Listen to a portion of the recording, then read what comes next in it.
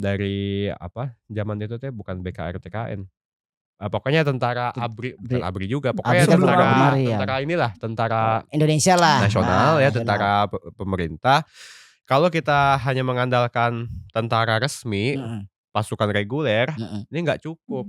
Kita harus Mhm. menjadikan sarana ini, kondisi ini sebagai perang semesta. Jadi seluruh Oh. rakyat Sudah juga ikut campur, bergerak juga ikut semuanya. perang gitu. Apa yang mampu menggerakkan masyarakat? Jihad fisabilillah. Karena jihad itu hukumnya fardu Ain. ain. Ya, bukan hanya sekadar fardu Gak ada kifayah. yang lain, hanya itu. Ya kan kalau fardu Fatwa kifayah itu. itu kan bisa diwakilkan oleh tentara-tentara Iya. reguler kan. Tapi ini karena hukumnya fardu ain, maka semuanya wajib memanggul senjata kalau emang dia mampu.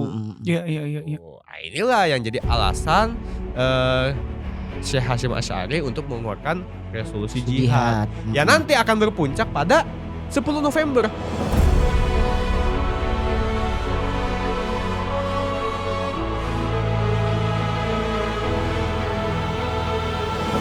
Oh, Oh, Hari 10 Pahlawan. November yang kita hari pahlawan itu. Hari pahlawan Itu. dari pertempuran Surabaya. Surabaya.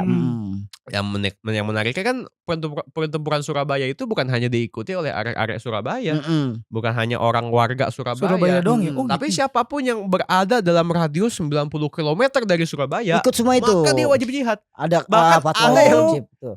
kan 90 kilo tuh berapa panjang sih? Berarti dari Andai kata nih Bogor, kita ke Jakarta ente berapa kilo? Jakarta Nah. Bogornya 25 kiloan tuh. Lu apal cuy. Aneh kagak apal. Dulu saya mantan Gojek Jadi soalnya. ngomong sana aja. Oh iya. Mantan Bayangin, Gojek. berarti bayangin ya, Iya. dari Jakarta ke Bogor itu cuma 20 20 kilo. Berarti 20 kira-kira kalau 90 kilo dari Jakarta nih, itu sampai mana? Berarti 4 kali Itu ke Bogor. Jakarta Bogor tuh bolak-balik tuh. Mana tuh? Enggak, Bandung. Bandung, Oh enggak, itu kejauhan. Oh, kejauhan. Cianjur kali ya? Cianjur kali ya. Nih Bandung masuk kali. masuk mau 90 km. Masuk kali. Masa Masuk perlu Bandung. kita lihat Coba Coba kita lihat. pastikan nih ya. Jakarta ke Bandung. Kan udah sholat udah bisa dijamak gak sih Jakarta Bandung? Udah bisa jamak. Udah bisa jamak Kurang poso lebih gitu. seperti itulah. Sampai Purwakarta itu belum bisa dijamak itu. Ya, Purwakarta berapa? Berarti coba kurang dari Jakarta sampai Purwakarta ya. Purwakarta. Udah kayaknya. Tah. Ini kita lagi. Oh, dari Jakarta ke Purwakarta 99 kilo. Tuh, Ya berarti kan? Kurang lebih lah Om. Ya kurang Iya, lebih bener. dari Jakarta sampai Cikampek lah. Iya, Ya kan? kurang lebih. Ini POV orang Jakarta ya. Iya. Kalau orang Surabaya coba kita lihat. Dari Surabaya 90 kilo tuh sampai mana? Jogja kali. Wih. Enggak ya? Jauh banget. Coba cek. Kejauhan ya. Jauhan. Coba Lamongan. Jember. Lamongan. Tuh, Lamongan 40 Kita kayak kilo. travel ya. Oh iya, Coba 40 kalau kilo. Malang. Surabaya Malang maksudnya ya. Surabaya Malang. Ya, Surabaya Malang. Kan ada tracking ya? Malang Surabaya ada. Malang pun masih ya dari Jakarta ke dari Surabaya ke Malang tuh itu masih 89 kilo. Berarti masih jauh lagi. Berarti masih jauh lagi. lagi. Coba ke mana nih? Ke Batu. Coba ke Batu ya. Malang Taunya Batu doang tempat main. Malah kita pernah keliling ya. Kalau ke Batu nih, kalau ke Batu baru 99 kilo. Nah, terulah. Berarti Batu antara Malang dan Batu lah ya. Antara Malang dan Batu tuh ya. Radius itu orang itu wajib berjihad. Wajib jihad ke Surabaya. Wah, lumayan itu ya. Jauh banget. Berarti bukan cuma orang-orang Surabaya kan?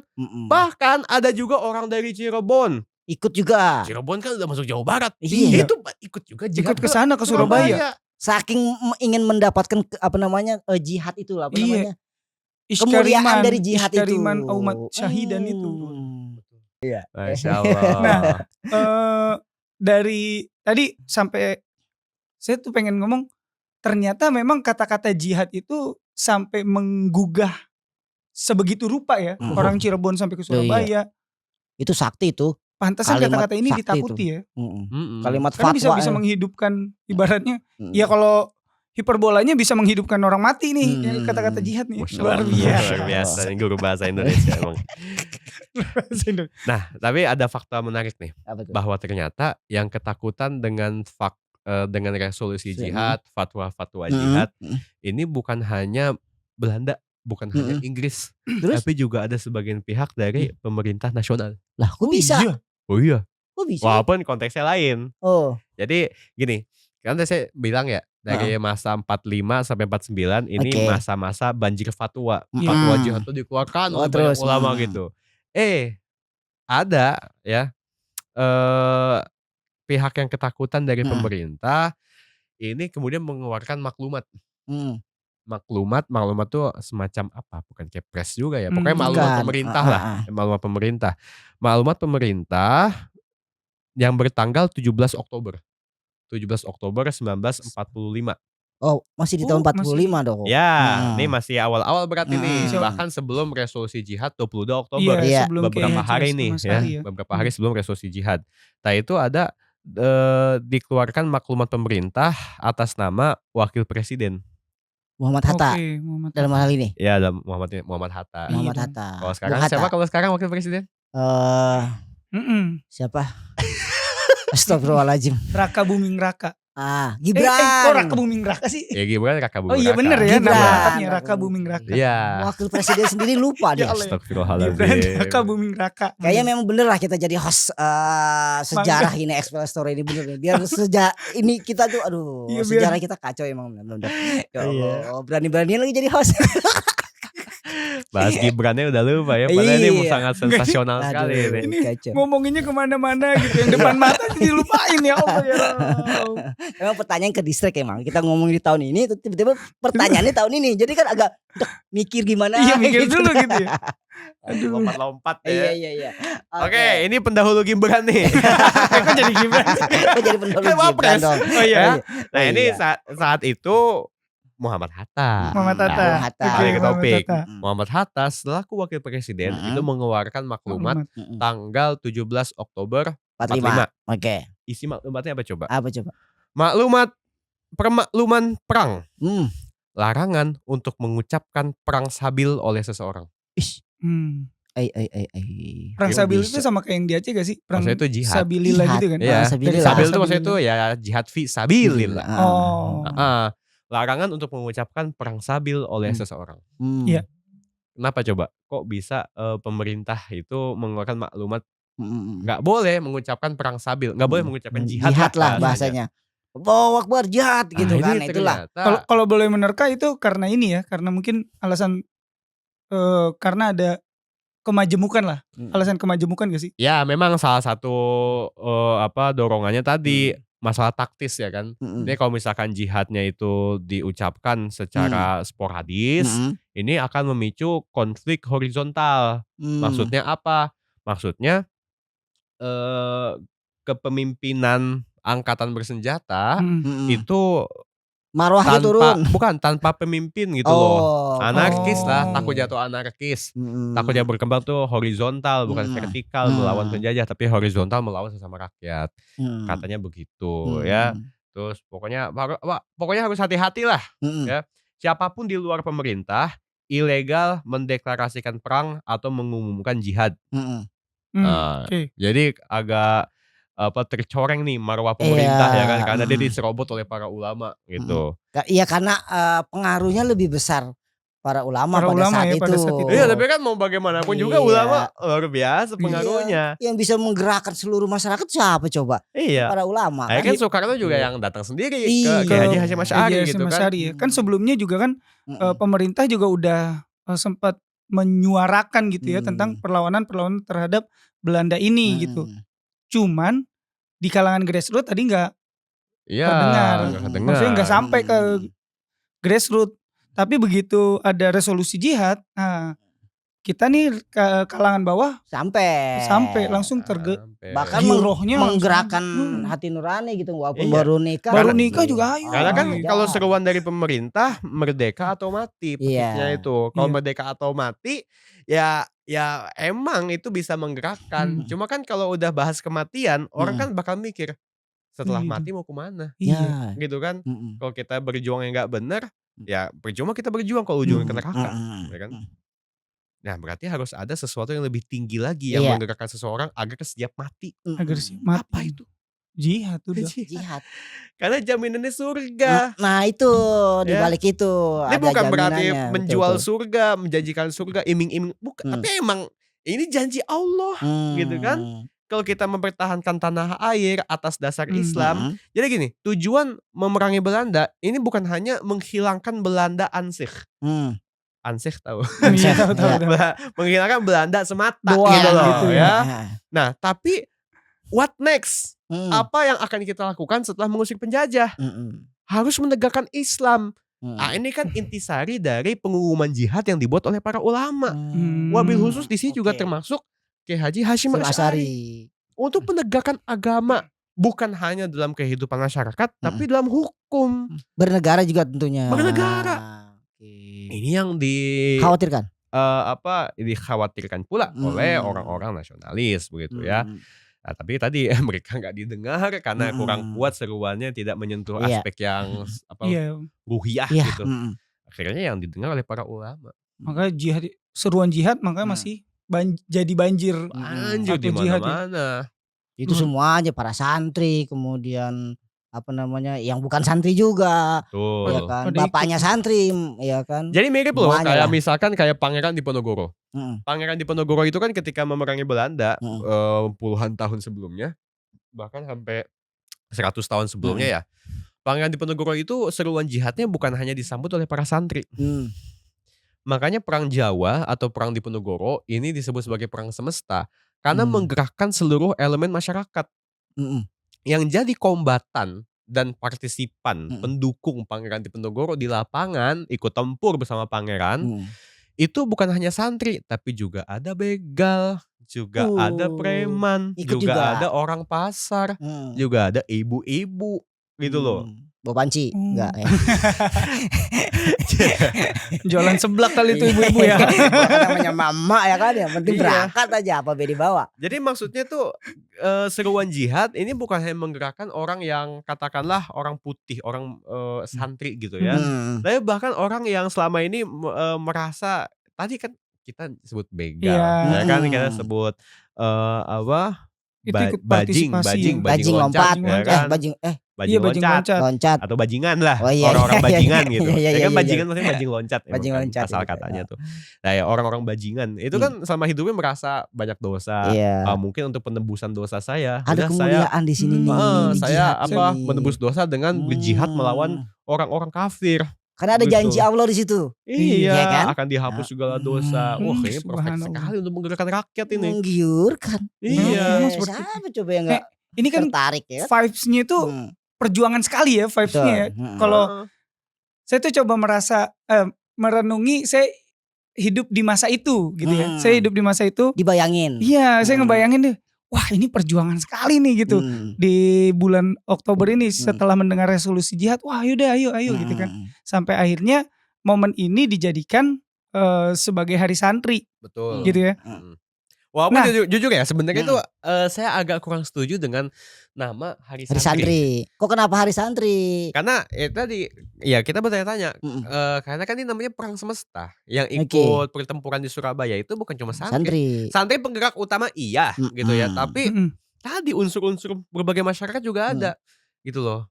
Tapi jauh dari situ sebenarnya yang membuat bergeraknya semua itu kan fatwa-fatwa para ulama dong. Iya, resolusi jihadnya. Makanya saya itu bertanya-tanya kenapa nggak dinamakan hari jihad aja? Atau hari ulama? Iya. Atau hari jihad sih lebih. Hari jihad yang tepat, hari jihad. Yang tepat yang lebih enak ya kan. Nah, hari jihad ya juga sih. Hari jihad. Kenapa harus hari santri ya? Iya. Ya, agar kena semua. Bukan berarti kita mengecilkan peran santri. Santri juga luar biasa. Luar biasa ya. Tapi santri bersama rakyat gitu loh. Ada yang bukan santri tapi ikut jihad juga sebetulnya. Iya. Karena kan kalau kita melihat tuh ya secara positioning ya beda-beda masyarakat. Ada yang santri, ada yang pedagang, ada kelas sosial beda-beda gitu ya. Walaupun bukan berarti mempertentangkan. Tapi apa yang menyatukan semua elemen ini? Itu harusnya yang jadikan nama gitu. Iya, jihad tadi ya. Jihad tadi. Iya harusnya. Iya, karena kalimat kata itulah yang menggerakkan. Mudah-mudahan gitu. Tayangan ini bisa merubah ya. menginspirasi para stakeholder kita. Betul. Gitu ya untuk bisa merubah. Tapi tadi saya tuh pengen nanya gini. Gimana? Menurut Bung Niko tuh kalau di masa itu vibes-nya itu adalah perjuangan. Nah, menurut Bung Niko 22 Oktober saat ini atau di era sekarang itu kayak gimana? Biasanya kan setiap hari hari besar itu pasti ada perayaan kan. Betul. Nah dari sudut pandang Bung Niko, untuk hari ini kayak gimana tuh? Sebentar, 22 Oktober itu tanggal merah gak sih? Tahu dah. Kalender mana ya? Orang Coba. sekolah. Tanggalan saya hitam semua Pak. Coba dilihat. Nah, 22 Oktober. Tanggal merah kayaknya Pak, hari santri itu Pak. hari santri kayak Enggak tanggal tanggal merah. Enggak tanggal merah.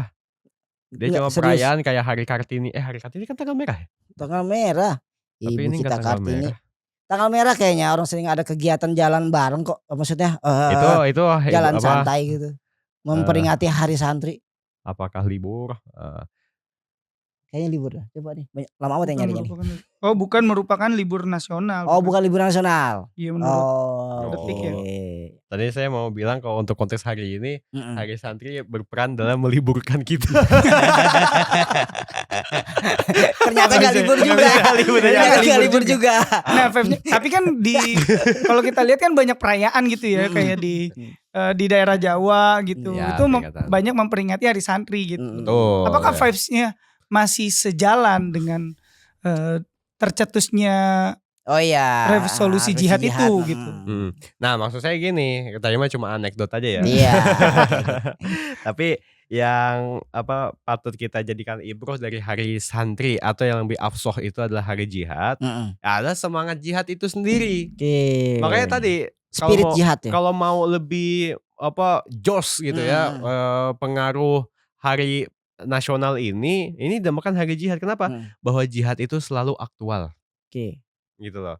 Kan kalau Hari Santri kayak kita yang mohon maaf, Yang bukan santri. Bukan Itu santri. Apa Kayak sih nggak gitu kan? terpanggil Iya, gitu kayak loh. nggak terpanggil Kalau gitu. udah hari santri stuck aja udah. Ya udah harinya para santri udah gitu kan. Di pondok-pondok itu merayakan hari santri. Nah, orang-orang dari Gitu. negeri ya kan ya, Iya. yang cuma Iya, jadi iya. santri pas Ramadan doang. Nah, kan itu gak merasa terpanggil. Yang belajar PAI-nya cuma 2 jam seminggu gitu. Iya. Bukan santri Iya. gitu. Kumpulan para guru nih. Jadi emang harus meresap ke segala elemen masyarakat dengan penetapan Hari Jihad gitu. Karena itu masalah resolusi jihad yang membuat pekikan Allahu Akbar dari Bung Tomo itu mampu membakar jiwa masyarakat gitu loh. Jadi ya aktualisasi dari Hari Santri atau Hari Jihad ini harus kita hidupi hari ini dengan berjihad. Berjihad lawan siapa? Nah ini kan tentu bahasan lain lagi nih ya. Panjang lagi bahasanya nih. Nextnya kita bahas itu loh. Iya berarti Iya kan? jihad Itu harus sama Fuqaha. mencari musuh Mencari untuk musuh. berjihad. Gak boleh mencari musuh. gitu ya, nggak boleh. Gak boleh. Cari hati kita gak boleh mencari musuh. Iya, Tapi pada faktanya musuh kita banyak.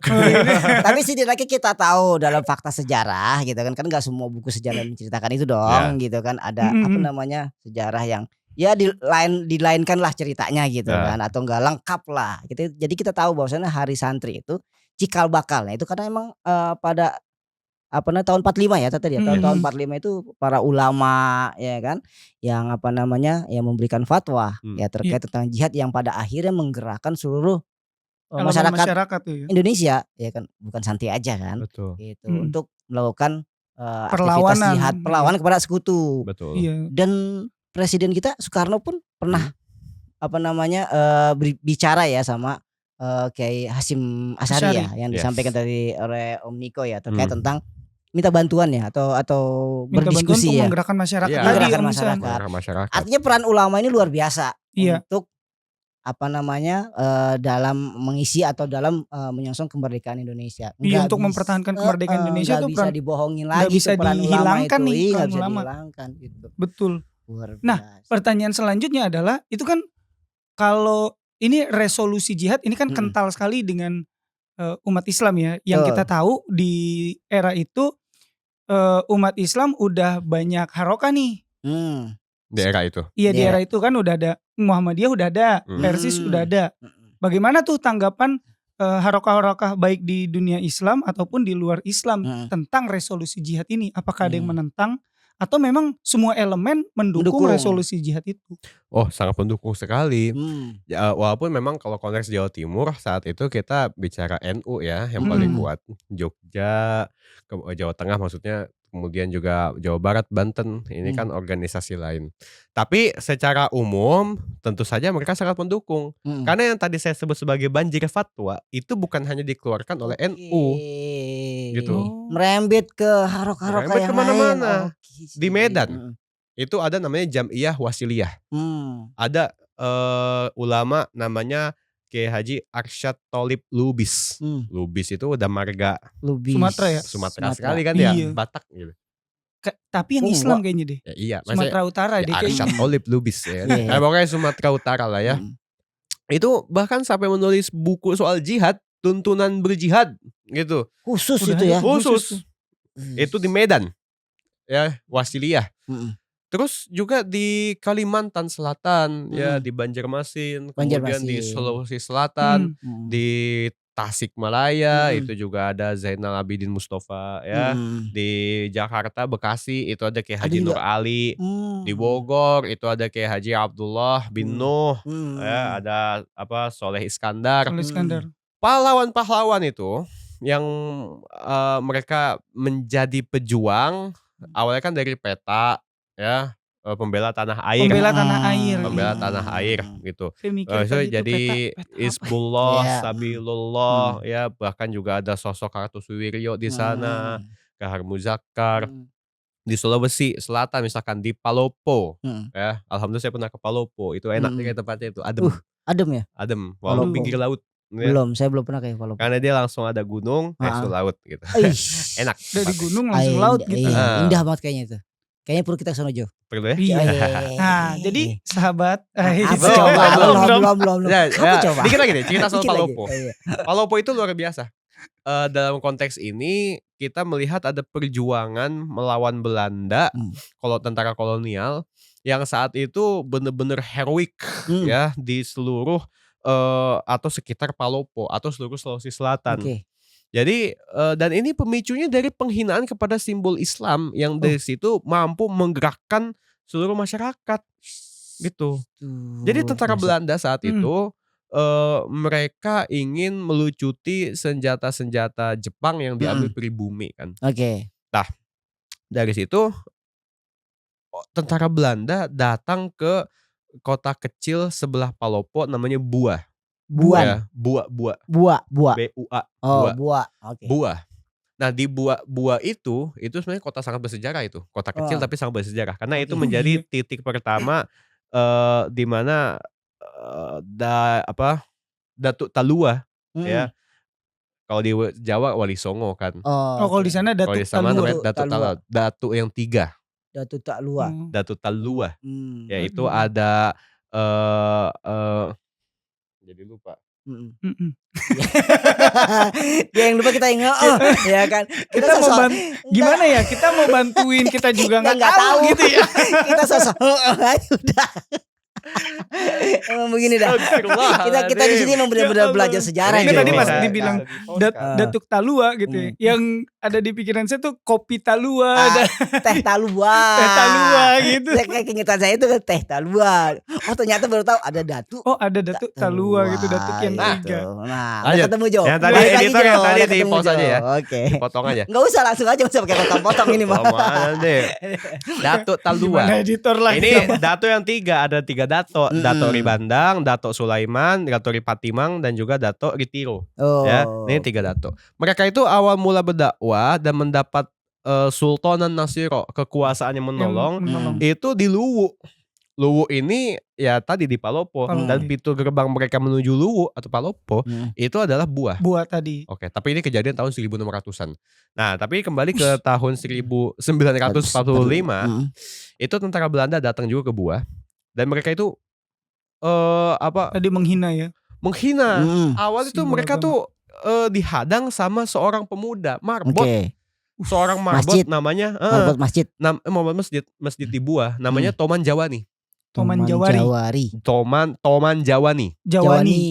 Ini nama sangat Sulawesi sekali, sangat Bugis sekali. Gak ada Jawaninya, Jawa berarti. Toman Jawani. Oh Jawani. Kalau Jawa Sherlock Taparani itu Jawa. Serok banget. Ini kan kita podcastnya nasional kan. Iya, Jadi kita bukan hanya bahas oke. Jawa ini Iya. ya. Toman Jawa nih. Hmm. Toman Jawa nih itu merebut. Kalau nggak salah itu hanya merebut, tapi dia berani. Dia masih muda menghalangi gerak laju tentara Belanda itu. Akhirnya digebukin lah itu Toman Jawa nih. Untung gak sampai dibunuh, tapi digebukin. Nah, tapi Toman Jawa nih itu kemudian bukan bersembunyi ya. Dia ini coba apa istilahnya? Pokoknya dia itu berantem sama Belanda dekat masjid. Nah, masjidnya itu ikut-ikutan dibakar. Al-Quran yang ada di sana, mushaf itu diinjek-injek ya kan. Dinding masjid coret sama tentara Belanda. Justru karena hal itulah yang mampu menggerakkan seluruh rakyat Palopo untuk melawan Belanda. Dan penggeraknya itu luar biasa. Bukan hanya Toman Jawa nih, ini hanya pemicu. Tapi penggeraknya itu adalah seseorang bernama Opu Daeng Risaju. Opu Daeng Risaju. Nah, Opu Daeng Risaju. Kalau Daeng itu kan apa? Dia punya kelas ya atau bangsawan bukan sih? Ya, bangsawan ya. Daeng. Coba tebak. Opu Daeng Risaju, dari namanya laki apa perempuan? Perempuan. Laki-laki dong. Perempuan. Soalnya dia nanya, kalau laki-laki gak mungkin dia. Oh iya juga ya. Itu pinter menjawab tebakan begitu. Ya, tapi kan Daeng. Emang Daeng bisa juga buat perempuan. Bisa juga. Ya. Ini pertanyaan menjebak Jo. Saya gak kepikiran ya. Kalian kalau misalkan Opu Daeng Risaju googling lah ya. Beliau ini bahkan sudah diangkat menjadi pahlawan nasional. Itu Makassar ya, daerah Makassar. Palopo. Nah, dia ini adalah seorang muslimah. Ya. Dan dari seorang muslimah ini mampu menggerakkan seluruh rakyat Palopo untuk melawan Belanda. Begitu. Bahkan sampai Belanda itu sangat kewalahan dan dalam satu kesempatan berhasil menangkap Opu Daeng Risaju. Akhirnya muslimah ini ya saat itu udah nenek-nenek ya. Udah usia lanjut. Beliau ini akhirnya ditangkap Belanda, disiksa dengan brutal sampai menyebabkan matanya buta. Allahu Akbar. Gitu. Dan sampai akhir hayat ya buta matanya. Gitu. Dimakamkan di mana tahu gak? Di Palopo. Di Palopo juga. Masih di Palopo. Tapi beliau lah yang menggerakkan seluruh masyarakat Palopo. Jadi jihad itu bukan hanya sekadar laki-laki saja ya, tapi juga para muslimah, ada peran wanita para perempuan, ya bukan hanya di bagian belakang barisan, tapi bahkan juga depan barisan. Sampai syahid itu. Sampai kayak gitu ya. Luar biasa. Jadi kapan-kapan kita harus ke Palopo nih biar kapan. Hey sahabat X-File, tunggu tanggalnya asik. Tinggal gimana Om Insan, kita jalan-jalan ke Palopo ya. Kita bikin vlog di sana ya. Jadi sebenarnya, apa ini intinya nih dari seorang Om Niko, sejarawan muda, ya sahabat kita beruntung loh punya sahabat sejarah. Kita bisa belajar juga kan. Gitu. Kira-kira apa pesan apa yang ingin disampaikan ke semua teman-teman terkait tentang Hari Santri ini. Oh ya, jadi udah khulasoh ini ya, udah penutup. Terakhir. Khotimah ya. Sebelum terakhir nih penasaran nih Om Insan nih. Apalagi Jo? sebelum terakhir. Itu kan tadi saya mikirin kenapa bisa jadi banjir fatwa? Oke. Apakah ini ada pengaruh kalau di dunia internasional itu kan ada gerakan anti kolonialisasi kan, kolonialisme kan. Ini kan ada gerakan anti kolonialisme. Nah, apakah di Indonesia khususnya Kiai Haji Hasyim Asy'ari terinfluence dengan gerakan di internasional ini sampai akhirnya mengeluarkan fatwa resolusi jihad dan diikuti sama banyak kalangan ulama yang ada di Indonesia. Kalau menurut Bang Niko itu kayak gitu gak sih? Ada influence dari internasional gak sih? Saya belum terlalu dalam kalau membahas hubungan internasional atau saling mempengaruhi antara di nasional Indonesia dengan internasional. Tapi yang pasti secara garis waktu memang fase-fase pasca Perang Dunia Kedua itu memicu kemerdekaan di banyak negara gitu ya. Bukan di Indonesia aja hanya ya. di Indonesia. Ada negara-negara di Afrika, di Asia yang juga turut tumbuh gerakan kemerdekaan. Nah, tapi kalau untuk pendalaman saya belum terlalu detail. Tapi yang pasti itu, ini bersamaan pula dengan semangat bangsa-bangsa untuk merdeka dari kolonial. Okay. Dan itu mungkin akan lebih nyambung ketika peristiwa konferensi Asia Afrika gitu ya. Asia Afrika. Walaupun nanti konteks politik internasionalnya ini adalah pertarungan antara dua blok, antara blok barat dengan blok timur. Ini sebenarnya udah beda konteks lagi nih ya. Beda konteks lagi, beda zaman. Ya, nantilah kita bahas terpisah berarti ya, ini panjang lagi nih harus baca-baca lagi tuh. Luar biasa harus mengorek-ngorek lagi kan terkait tentang itu. Kembali yang tadi. Oke. Jadi yang tadi itu apa kira-kira yang ingin Om Niko sampaikan lah ke ini ya, ke kita semua. Baik. Jadi dari sejarah ini dia itu bukan hanya sekadar artefak masa lalu. Bukan hanya sesuatu yang ada di masa lalu dan disimpan sesuai dengan porsi waktunya hanya di masa lalu, nggak ada relevansi untuk zaman sekarang. Justru resolusi jihad ini adalah semangat yang perlu kita aktualisasi khususnya di zaman sekarang. Karena kan kalau dulu konteksnya itu melawan penjajah, hari ini umat Islam masih punya penjajah. Ini masuk penjajah. Iya kan? Kalau misalkan kita lihat dalam konteks nasional, apakah kita dijajah? Tentu dijajah. Walaupun udah nggak pakai militer fisik lagi. Udah nggak fisik nih penjajahannya. Tapi melalui ya penjajahan yang disebut sebagai neo-imperialism. Penjajahan gaya baru. Bukan dengan senjata tapi dengan hutang, dengan investasi ya. Gaya pemikiran hidup juga kali ya. Pemikiran. Bahkan itu kan sampai masuk ke kajian-kajian gitu. Maksudnya bagaimana penjajah berusaha untuk menormalisasi apa yang mereka sebut sebagai apa yang kita sebut sebagai penjajahan. Tadi kayak pengerukan sumber daya alam. Ya kan bahkan sampai ada kajian itu keutamaan mengeruk tambang. Gitu. Itu enggak tahu yang ngisi ini lagi Dewan Pemuda Masjid tuh kan. Dia tahu. Aduh. Itu maksudnya parah sih itu parah. Editor tadi kita kirimin meme-nya. Itu parah sih. Aduh, ya Allah. Ya jadi kajiannya di share lagi kan. Ya Allah, emang kreatif emang netizen gitu. Nah, tapi itu konteks nasional ya kan. Pokoknya pasti dijajah lah kita secara ekonomi, secara pemikiran. Tapi kalau misalkan internasional, ya kita lihat juga umat Islam masih memiliki luka penjajahan di Gaza. Sampai saat ini. Sampai hari ini. Walaupun beberapa hari lalu tanggal 8 Oktober ini ada semacam perjanjian damai lah antara Zionis dengan Hamas. Saya bakal di ini nggak di YouTube nih. Ya udah, gas aja udah. Gas aja ya. Gas aja. Oke lah. Gerakan hak gitu, antara gerakan hak. Nah, ya memang perjanjian damai, cuma kan kita berhadapan dengan tetangga yang menyebalkan. Iya. Ya kan dengan negara yang senantiasa mengingkari janji. Udah menjadi kebiasaan mereka itu. Makanya ini orang nggak bisa dipercaya dan harus dikasih paham dengan mengeliminasinya. Tahu eliminasi? Harus kita hilangkan dengan muka bumi itu. Nggak boleh ada entitas penjajah. Nggak ada perundingan. Yang nggak ada adalah perundingan. Jihad. Jihad bisa sampai satu pihak bertekuk lutut. Dan tentu kita bertujuan untuk menekuk lututkan pihak penjajah ini yang suka cari gara-gara. Masih dijajah kita. Nah, resolusi jihad ini bisa menggetarkan jiwa-jiwa kita dan juga jiwa-jiwa orang sekitar kita yang katakanlah perlu dikuatkan, masih lemah gitu. Mudah-mudahan bisa kayak 1945 itu ya. Betul. Dengan jihad itu menggerakkan semua elemen masyarakat gitu. Betul. Begitu kira-kira spirit Islam ini harus tetap berkobar. Apalagi khususnya para anak muda. Betul. Jangan sibuk di gadget-gadget saja lah. Gitu. Jangan main Roblox terus. Tapi anak muda itu sekarang berjihad gitu. Di Mobile Legends. FF ya. Kita menghancurkan berhala itu di Mobile Legends. Belajar dulu ya. Simulasi jihad. Simulasi jihad gitu. Sebelum terjun ke medan jihad gitu kan, kita simulasi dulu di Mobile Legends tuh.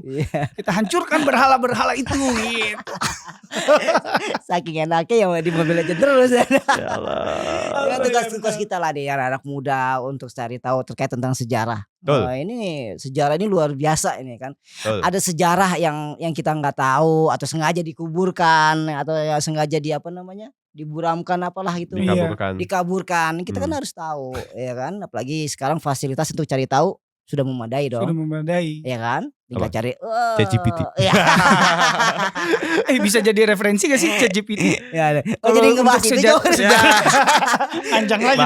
Panjang lagi tuh. Nanti di episode berikutnya ya. Episode kita bicarakan lagi. Oke Jo, selanjutnya Jo. Oke siap, terima kasih. Jadi buat teman-teman semua yang dimanapun Anda berada, banyak sejarah yang dikaburkan, banyak sejarah yang dihilangkan, dikuburkan gitu ya. Tapi hanya di X-File kita buka selebar-lebarnya, Masya Allah. Jadi buat teman-teman yang mau terus tahu tentang sejarah Indonesia dan dunia, terus saksikan X-File Stories. Oke, terima kasih Om Riko. Tetap sehat, tetap semangat, dan tentunya tetap taat. Amin. Allahu Akbar.